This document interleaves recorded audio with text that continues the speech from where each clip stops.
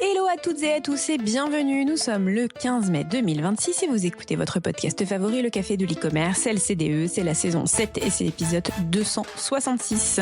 Je suis Laetitia et je suis accompagnée d'Adrien. Bonjour à tous, bonjour Laetitia, bonjour à tous ceux qui nous écoutent.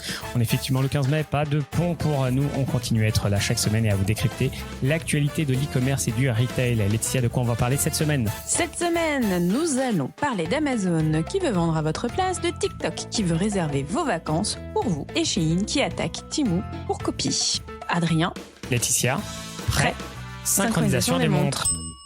Toutes les news qu'il ne fallait surtout pas louper, ce sont les news simples et funky. Amazon fusionne Alexa et Rufus pour créer un assistant shopping IA capable de converser, recommander et acheter directement à la voix. Le groupe combine ainsi son assistant vocal préféré Alexa avec son petit Rufus, son IA générative lancée en 2024, déjà utilisée par des millions de clients pour comparer les produits, obtenir des conseils et préparer leurs achats sur Amazon. Le géant américain accélère donc, surtout sur un sujet clé, faire disparaître l'interface e-commerce traditionnelle, celle avec laquelle on a grandi, celle pour laquelle nous avons travaillé, au profit d'un commerce conversationnel où l'IA devient le nouveau moteur de recherche, le conseiller, le vendeur et bientôt l'unique tunnel de conversion.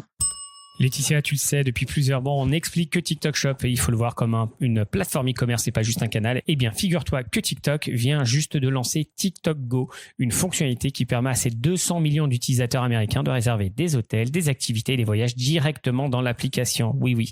Alors, ce service, pour le moment, il est disponible qu'aux États-Unis. Il s'appuie sur des partenariats avec Booking, Expedia, Trip, Get Your Guide ou encore Viator, que je connais pas, pour transformer les vidéos travel en tunnel de conversion directement intégrés donc dans l'application.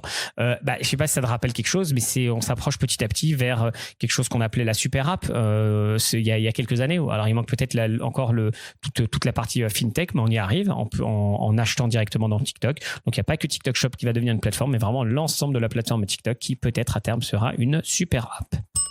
La taxe française sur les petits colis chinois rapporterait seulement 2 à 3 millions d'euros par mois.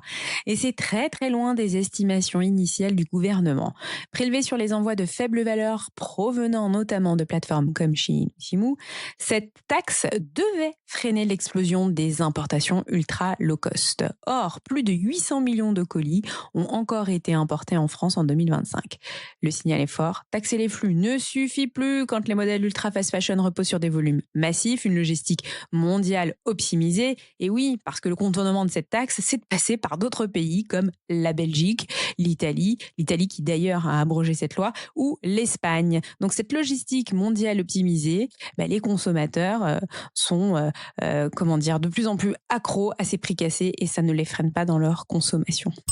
Sur un tout autre sujet, on a l'habitude, tout le monde copie tout le monde et cette fois-ci, c'est Amazon Prime qui lance Clip, un flux vidéo vertical inspiré directement de qui ? De TikTok, bien évidemment, pour transformer la découverte de contenu SVOD en expérience sociale ultra dynamique. Alors, cette fonctionnalité permet aux utilisateurs de prévisualiser, de liker, de partager des extraits de films ou de séries en utilisant bien sûr tout l'algorithme de recommandation pour maximiser le temps de rétention sur l'application. En important ces codes de social commerce dans le streaming, Amazon confirme que le scroll infini est devenu le standard universel de l'attention, indispensable pour convertir l'engagement en abonnement et en vente croisée. Alors, il y a Amazon qui lance ça, mais je crois l'avoir vu, je suis quasi certain de l'avoir vu sur Netflix, cette fonctionnalité. Donc oui, est-ce que tout ce TikTokise un petit peu ce format vertical, en tout cas, est de plus en plus utilisé un peu partout. Et on revient sur TikTok. TikTok qui déploie un abonnement premium sans publicité au Royaume-Uni à 4,6 € mensuels. Tiens, TikTok qui va aller s'inspirer d'un Spotify ou même d'un Netflix. Et c'est réservé aux plus de 18 ans. La plateforme teste ce modèle freemium classique en limitant l'accès payant à ce segment d'âge, probablement pour des raisons de conformité réglementaire et de monétisation des utilisateurs adultes. Cette stratégie, elle montre une nouvelle fois que TikTok envisage de diversifier ses sources de revenus au-delà de la pub face aux pressions réglementaires croissantes en Europe. Et c'est d'ailleurs l'une des questions qu'on me pose le plus souvent, c'est quoi l'avenir de ces géants comme TikTok ou d'autres géants chinois? On en a un exemple de diversification des activités. Ray-Ban inaugure à New York son nouveau concept Ray-Ban House, un flagship expérientiel fusionnant héritage optique et culture lifestyle. Alors, ce point de vente intègre des services de personnalisation avancés, un labo d'examen de la vue dernier cri et des espaces dédiés aux collaborations exclusives visant à renforcer le contact direct avec le client. Cette stratégie d'immersion premium prouve que le physique doit désormais passer de simple distribution pour devenir un centre de service à haute valeur et un levier majeur de fidélisation émotionnelle. Bravo à Ray-Ban qui a beaucoup communiqué sur ces dernières années, sur tous les produits qu'ils lancent. Ils arrivent à faire la une. Google lance sa gamme Google Book cet automne.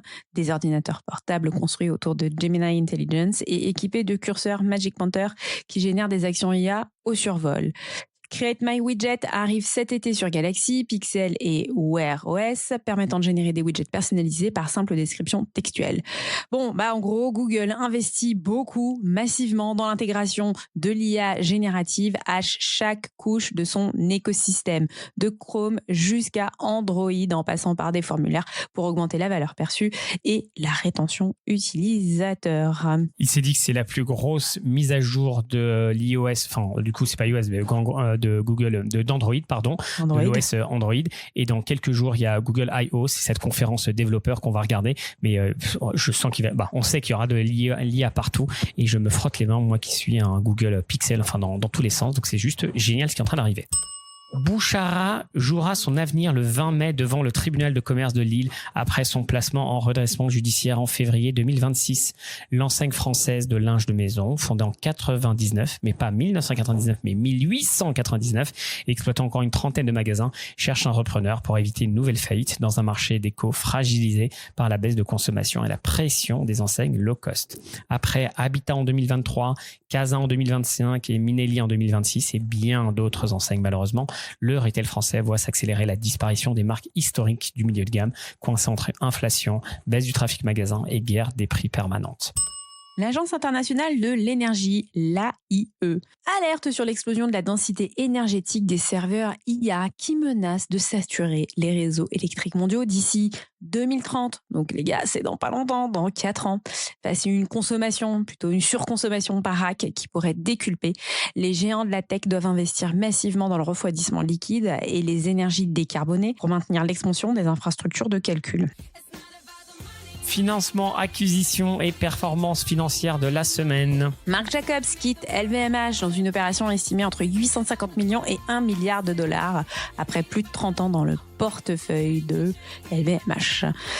La marque américaine est reprise par WHP Global et G3 Apparel. Cette acquisition, elle va dépasser 9,5 milliards de dollars de vente retail mondiale sous gestion. Cette vente confirme le recentrage de LVMH sur ses méga marques comme Louis Vuitton ou encore Dior, pendant que de nouveaux groupes américains construisent des empires autour du licensing et de distribution à partir de marques déjà connues mondialement. Minelli fermera définitivement ses 21 points de vente le 30 mai prochain, mettant fin à plus de 50 ans d'existence pour l'enseigne française fondée en 1973. Placée une nouvelle fois en redressement du judiciaire en 2026, la marque n'a pas trouvé de repreneur malgré plusieurs offres partielles. Elle affichait déjà 3,7 millions d'euros de pertes sur son dernier exercice. La chute de Minelli confirme donc l'effondrement du milieu de gamme dans la mode et la chaussure. Entre ultra fast fashion, seconde main et arbitrage budgétaire, ces enseignes historiques, on en parlait tout à l'heure, elles créent plus assez de désirabilité et deviennent vite les premières sacrifiées malheureusement. N8N double sa valo à 4,42 milliards d'euros, alors que la bataille des workflows IA s'intensifie dans les entreprises. La plateforme allemande d'automatisation spécialisée dans les agents IA et les workflows no-code open source profite de l'explosion des usages IA en entreprise. Le sujet devient stratégique. Après les copilotes, le marché bascule vers des IA capables d'exécuter des tâches complètes entre plusieurs outils, transformant les plateformes d'automatisation en nouvelle couche critique du software B2B. SoftBank envisagerait d'investir jusqu'à 100 milliards de dollars dans l'IA en France après une rencontre entre le patron de SoftBank et Emmanuel Macron. Le groupe japonais étudierait plusieurs projets liés aux infrastructures IA, aux data centers et à l'énergie, dans un contexte où la France cherche à attirer des investissements massifs nécessaires à la nouvelle économie de l'IA générative. Allez, un petit acteur de l'IA, OpenAI qui vient de créer DeployCo, une filiale dédiée au déploiement de solutions d'IA en environnement entreprise. Ce modèle révèle la volonté d'OpenAI de capturer la chaîne de valeur complète d'IA, du logiciel au déploiement opérationnel, court-circuitant les intermédiaires traditionnels du conseil. Je suis choc barre de malade. La news choc bar de la Choc semaine. bar. Qu'est-ce qu'on avait cette semaine, Laetitia? On avait quelque chose qui était pas mal, rigolo. Qui nous fait rire et c'est pas la première fois qu'on couvre ça. C'est quoi l'expression tel est pris qui croyait prendre? Shein attaque Temu au Royaume-Uni. Pourquoi? Pour atteinte aux droits d'auteur à l'échelle industrielle, dans une nouvelle escalade judiciaire entre les deux géants chinois. C'est très rigolo puisque les deux ont la forte réputation de s'inspirer, de copier à l'échelle industrielle. Eh bien, le groupe Shein accuse donc le petit concurrent Temu de copier massivement ses visuels, ses produits et ses contenus marketing, alors que les deux plateformes se livrent déjà une guerre féroce sur les prix, la publicité et l'acquisition client à l'international. L'ironie est folle et totale. Ces deux acteurs, régulièrement accusés de contrefaçon et de copie design occidentaux, s'affrontent désormais entre eux sur la propriété intellectuelle. C'est la preuve même que dans l'ultra fast fashion, la guerre des clones a ses limites. C'est quoi les bails? C'est la rubrique où on vous parle de nous, on vous explique un petit peu ce qui s'est passé dans nos vies. Laetitia, que s'est-il passé ces derniers jours chez toi? Que s'est-il passé chez moi? Eh bien, j'ai passé une commande sur un autre géant chinois, chez Joybuy. Alors, j'avais déjà passé commande. Je voulais faire le test quand, ça y est, la plateforme était arrivée en phase bêta, puis en phase quasiment officielle. Et j'ai réitéré 2 mois après pour voir, je t'avais un peu raconté, si le livreur était toujours aussi sympa que le chauffeur Uber à l'époque, quand il te servait, quand il t'accueillait et qu'il te proposait une petite bouteille d'eau, écoute, le service est toujours optimum. Dans quel cadre j'ai fait ça? Je devais intervenir auprès d'une très très grande enseigne et je voulais lui parler à cette enseigne de ses concurrents et de la manière dont ses concurrents agissaient. Pour ce faire, eh bien, je suis allée sur l'application Joybuy et j'ai acheté l'un des best-sellers de la marque que j'accompagne et je fais le test. Nous sommes samedi dernier, donc le samedi du week-end du 8 mai, samedi 9 mai. Je commande un article, il est presque 13h et j'ai été livrée le lendemain avant midi. Pourquoi est-ce que ça a été rendu possible? Vous allez me dire, il s'agit d'une plateforme chinoise. Oui, c'est une plateforme chinoise qui a choisi de mettre ses entrepôts à 20 km de chez moi. Et au-delà du fait que j'ai été livrée très, très, très, très rapidement, j'avais la possibilité d'aller directement chercher mon produit à l'entrepôt, qui est à 20 km de chez moi. Tout s'est bien passé, je vous rassure, le livreur était toujours très gentil, exceptionnel. J'ai bien reçu mon petit colis et ça a fait son petit effet lorsque j'ai présenté l'objet devant la marque. Tout ça pour dire que finalement, 2 mois après son implantation, et on est plus de 2 mois parce que c'était janvier, donc allez, on va dire 6 mois après son implantation sur le territoire français, Joybuy continue de remplir sa mission.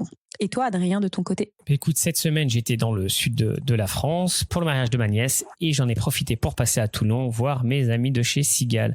Alors, Sigal, si vous connaissez pas, c'est une marque que j'adore, prête à porter. Ils font plutôt des sapes pour les hommes. Ils ont quelques produits pour les femmes, mais c'est clairement pas leur spécialité. Et j'ai pu m'entretenir avec les 2 cofondateurs, passer un petit peu de temps pour essayer de comprendre un peu où ils en sont, discuter avec eux parce que je suis très très fan de la marque et j'ai pu discuter justement pour savoir un peu leur plan pour la suite. Je sais pas dans quelle mesure je peux dévoiler beaucoup de choses, mais en tout cas, Bertrand sera à Paris la semaine prochaine et si on arrive, Laetitia, à l'attraper quelques minutes, il accepte, il a dit qu'il était OK pour répondre à quelques-unes de nos questions, donc on va essayer de le faire parler. Bertrand, tu es more than welcome on the mic. Laetitia, je voulais te parler d'autre chose et j'aimerais bien avoir ton avis. Alors comme tu sais, depuis un peu plus d'1 an, ces dernières années, j'ai essayé tous les bracelets au monde, que ce soit des marques chinoises, des Xiaomi ou jusqu'au Google, la montre Google avec plusieurs générations, je les ai achetés chaque année.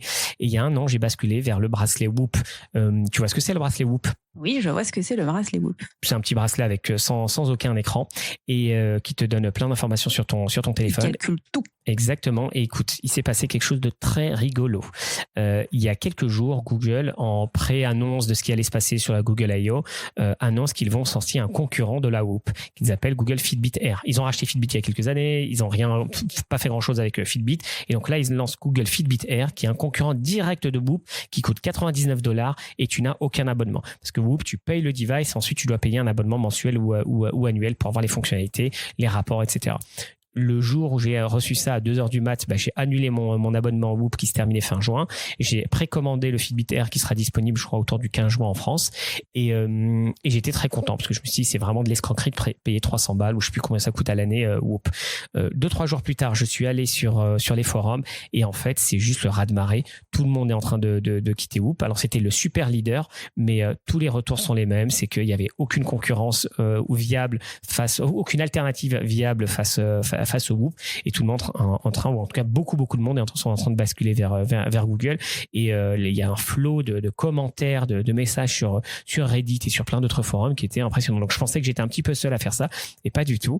Et ça me rappelle, tu sais, ce qu'on raconte depuis des années sur l'amour de la marque, la feed, ou l'attachement qu'on peut avoir à la marque. Là, clairement, tu as un acteur qui a un device qui est presque en monopole, et le jour où il y a la possibilité de sortir, tout le monde s'enfuit parce qu'en fait, on se rend compte qu'on n'est pas du tout content, que le business model et en plus les promesses qui ont été faites par Whoop et par le fondateur, elles n'avaient jamais été respectées. Donc, j'aurais jamais imaginé qu'il y ait un tel basculement. Donc, Whoop a beaucoup de soucis à se faire, et surtout, tout le monde est en attente du Fitbit Air avec les specs, etc. mi-juin. Tu la reçois quand ? Mi-juin, je vous en parlerai, et puis je crois que je serai un des plus gros ambassadeurs. J'en parle déjà autour de moi à tous ceux qui cherchent quelque chose. Je leur dis, mais attends, je te file mon Whoop si tu veux, de toute façon il ne te servira à rien sans abonnement. Tu prends le Fitbit Air sans abonnement, il fonctionne, et tu auras des fonctionnalités premium si tu veux payer. Et donc voilà mon petit coup de projecteur sur Google Fitbit Air, mais surtout sur l'anti-Whoop ou le Rage Whoop sur le marché. Auto-promo, il se passe beaucoup de choses si vous nous suivez, et on va vous faire un petit récap de ce qui se passe ces prochaines semaines pour que vous ne loupiez rien du tout. Laetitia, où est-ce qu'on peut nous retrouver ? Vous pouvez nous retrouver dès le mardi 19 mai pour e-commerce session. C'est le deuxième opus de e-commerce session. Nous aurons l'honneur d'avoir on stage des marques de renommée comme Yves Saint Laurent, The Frankie Shop, Roséana, Cobra, Mium Lab, bref, une quinzaine de retailers qui viendront passer sur le grill de nos tables rondes que nous animerons avec Adrien. Ça se passe avec, entre autres, l'agence DND, avec Wax, avec Fourseeds, un tas d'acteurs de l'écosystème e-commerce français. Venez, c'est réservé aux marchands. Il reste encore quelques places et c'est le 19 mai. On va enchaîner ensuite avec d'autres acteurs de l'e-commerce comme Shopify et Google, mais aussi Sigal qui sera présent on stage avec nous le 21 mai. Donc pour un Breakfast AI, nous vous attendons nombreux et nombreuses. Bon, je crois que l'événement est déjà sold out, mais c'est réservé de toute façon aux retailers. On se retrouvera ensuite à Singapour pour NRF EPAC, et surtout on vous proposera un live comme ce qu'on a l'habitude de faire quand on part à New York ou à Abu Dhabi ou à Dubaï. On vous donne rendez-vous en live le 4 juin prochain et on vous parlera bien de tout ce qu'on aura vu lors de l'événement NRF à Singapour. On enchaînera ensuite avec le colloque annuel de la Confédération des Arts de la Table le 15 juin. Nous aurons le plaisir non pas d'animer, mais d'être interviewés. Et enfin, on terminera le mois de juin avec Brands to Buyers le 25 juin à Paris. Ça se passera chez Salesforce. La Minute B2B by Rudy, c'est la Minute B2B dans laquelle notre ami Rudy nous parle de B2B ou de B2B. Cette semaine, Rudy nous revient encore de Chicago, de B2B Online, et on va parler de quoi ? Rudy, il va nous expliquer pourquoi ça freine encore un petit peu côté B2B, comment est-ce qu'on va régler tous ces problèmes de résistance, et puis surtout, c'est quoi les plus grosses frustrations clients dans le B2B, et est-ce qu'il faut s'inspirer du B2C, pour améliorer le B2B. Dis Rudy, j'ai plein de questions pour toi sur le B2B. Est-ce que je peux te les poser ? Mais je t'en prie, Laetitia, vas-y. Super. Rudy, la première question vraiment qui me taraude, c'est quoi vraiment le B2B commerce en 2026 ? Le B2B commerce, c'est surtout un site e-commerce pour des entreprises. C'est l'extension numérique d'une relation commerciale qui existe déjà. Donc, ça va beaucoup plus loin qu'un prix, un inventaire. C'est surtout une facturation qui doit suivre les règles qui sont propres à chaque client. Plusieurs entités légales dans une même organisation, chacune avec des comptes, avec des utilisateurs, des niveaux d'approbation et un catalogue qui va changer selon le contrat. Donc, si en résumé, un site B2C, c'est une transaction, tu cliques, tu payes et c'est fini jusqu'à la prochaine commande. Un portail B2B, c'est un système qui gère toute cette complexité en un endroit. Et pourtant, tu me dis que c'est massif comme marché, le B2B, le B2B. Pourquoi est-ce qu'on parle plus du B2C que le B2B, alors qu'il y en a quand même un qui est huge et qui est peut-être plus fort que l'autre ? Il y a quand même plusieurs raisons. C'est que les opérateurs B2B sont quand même ont tout un environnement à les mettre en place et qui est très difficile à mettre de l'avant. Ça veut dire qu'on ne fait pas de pub Google tout simplement. Ça n'a aucun intérêt. Être sur les médias sociaux, aucun intérêt non plus pour une compagnie B2B, mis à part LinkedIn. Mais et c'est aussi parce que il y a beaucoup moins de conférences qui sont données. On ne parle pas vraiment des produits les plus sexy en général quand on fait du B2B pour le domaine de la construction. Et surtout que il y a véritablement un choc culturel entre les deux. Ça veut dire que le B2C s'occupe de campagnes, de faire grandir simplement un objectif, alors que le B2B va aller répondre à des véritables problématiques dans une compagnie, des problématiques d'affaires, souvent à dealer avec des ERP qui datent des années 2000, avec beaucoup de résistance en interne, donc deux mondes un peu à part. Rudy, rappelle-moi, ça pèse combien le B2B? Sur les États-Unis seulement, c'est déjà 15 milliards de dollars. Wow. Et on va retrouver un canal pur qui va être à peu près à 3 milliards, puisqu'il y a d'autres façons d'aller faire du e-commerce en ligne pour le B2B. Si on compare par exemple avec le B2C e-commerce américain, c'est 1,2 milliard côté B2C, 15 milliards côté B2B. On le voit, évidemment, c'est tout simple, c'est parce que c'est des plus gros tickets, on va dire. Et l'autre partie, c'est parce que la croissance du B2B en ce moment, c'est du 13% par an, alors que sur le B2C, qui commence à arriver à maturité, donc au niveau plateau, on est à peu près à 5%. Donc le B2B, ça grandit 2 fois plus vite, d'où l'intérêt aujourd'hui de beaucoup de partenaires et de plateformes aujourd'hui. Les interactions, 80% des interactions B2B, il y a eu beaucoup de résistance, mais là, il y a toute une nouvelle génération qui va travailler chez ces manufacturiers, chez distributeurs, qui sont eux un peu natifs dans le e-commerce et qui s'attendent à voir cette même expérience quand ils font leurs achats pour leur compagnie. Donc un gros changement aujourd'hui avec l'IA générative qui en rajoute encore plus. Et côté France, j'ai réussi à trouver un seul chiffre, c'est la Fevaret qui dit que le B2B e-commerce a progressé de 52% depuis 2019. Donc sur un marché qui est quand même pas nécessairement en croissance, on est encore loin de la phase de maturité du B2B e-commerce en France. Mais pour autant, on est quand même dans le moment, the moment du B2B. Absolument. Gros changement de plateforme un peu pour tout le monde. On l'a vu aussi, c'est que l'IA est arrivé et ça a un gros impact parce que 94% des acheteurs B2B, ça c'est selon Forrester, disent qu'ils utilisent l'IA générative dans leur processus de recherche. Donc tout le monde est en train de revoir sa donnée, la structurer, le manufacturier qui ne fait pas confiance à son distributeur et le distributeur qui dit comment je fais pour aller me distinguer des autres distributeurs. Donc on a une grosse réflexion aujourd'hui pour beaucoup de continuer sa présence en ligne et surtout se dire que tout ce que j'ai construit pendant des années comme relation client est remis en cause du jour au lendemain avec l'arrivée de l'IA. Rudy, si on doit résumer, le B2B, c'est pas has-been, c'est pas le parent pauvre du B2C. Et puis, le B2B a de longs jours et de belles années devant lui. Sûr et certain, ça ne changera pas. Ça va continuer à s'intégrer. Et pour toutes les plateformes aujourd'hui, c'est leur plus gros investissement aujourd'hui, d'où un salon à Chicago plus gros que jamais. Ok. Et Rudy, si on a envie d'en parler en France, il y a un événement auquel il faut aller parce que tu y seras et qu'on y sera, c'est Brands to Buyers. Tu seras là? Tu parleras de B2B? C'est fou le hasard, comment il fait bien les choses. Ouais. C'est le 25 juin, c'est Brands to Buyers. J'y serai parce que je ne manque pas une seule édition de ce qui est vraiment pas une conférence e-commerce généraliste, mais c'est vraiment du B2B et beaucoup de conversations après, justement, et des beaux échanges parce que très souvent, les gestionnaires B2B se sentent un peu isolés ou le site B2C marche super bien et puis le côté en gros wholesale ne marche pas aussi bien. Pourquoi? Toutes ces questions et tout le potentiel sera discuté le 25 juin. Rudy, rendez-vous le 25 juin à Brands to Buyers. Si vous voulez vous inscrire, brandstobuyers.io. C'est le 25 juin. Rudy y sera et moi j'y serai. Et on parlera de B2B. Salut Rudy. À bientôt. Ciao. Reco micro, au micro on fait notre reco, écoutez la illico presto. Vous pouvez retrouver toutes nos recos sur le site lecafé-de-l'e-commerce.fr et la reco de cette semaine, eh bien quelle est-elle Adrien ? J'ai l'impression qu'on l'a fait chaque année, donc je ne sais pas si c'est nouveau, mais en tout cas c'est la nouvelle édition 2026 de Martech Landscape 2026 qui est publiée par Chief Martech. On vous met le lien, il n'y a pas besoin, je crois qu'il n'y a pas besoin de formulaire, mais j'en suis plus certain. C'est quoi ce visuel, cette infographie, ou plutôt ce visuel? C'est il décrypte un peu le marché des outils marketing avec plus de 15 000 solutions après 15 ans de croissance ininterrompue. Donc chaque année, je me souviens dans les premières éditions, je crois que c'était 2010-2011, il listait plusieurs dizaines d'acteurs, tu vois, les outils d'analytics, les outils e-commerce, CMS, paiement, etc.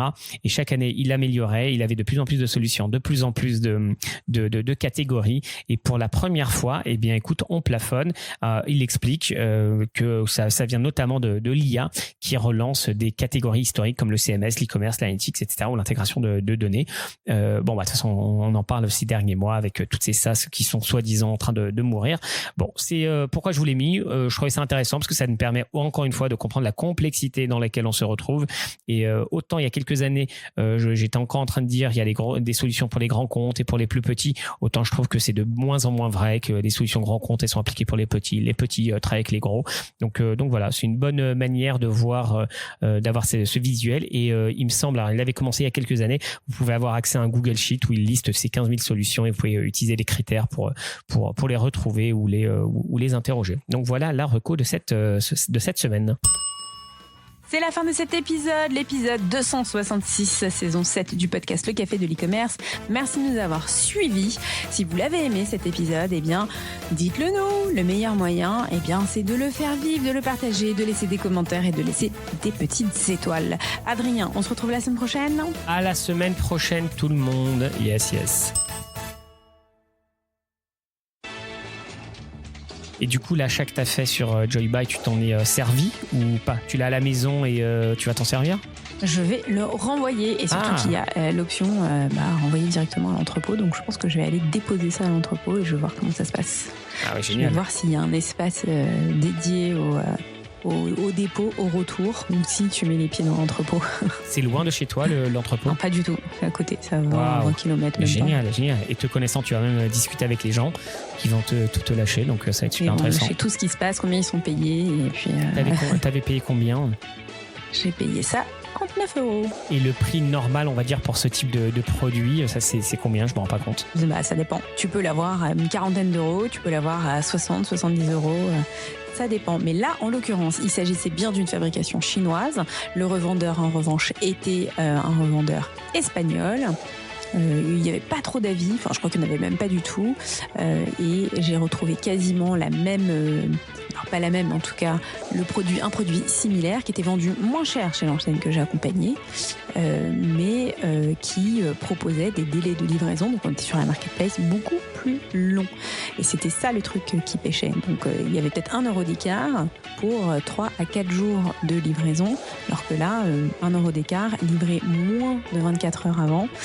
Oui, ça fait la différence. Quand t'es impulsif et que tu veux l'avoir tout de suite. C'est exactement ça, surtout que le moment où tu vas utiliser ta perceuse, finalement tu découvres que peut-être t'as pas de perceuse ou alors qu'il y a des pièces manquantes ou bref, t'as besoin d'une autre perceuse sur l'instant souvent. Donc c'est plutôt un achat instinctif, ou urgent en tout cas, c'est clair. La réalité, c'est que dans toute une vie, combien de fois tu vas te servir de ta perceuse? Peut-être une dizaine de fois. Là, je crois que c'est 15 minutes ou moins de 15 minutes. Le truc, c'est juste n'importe quoi.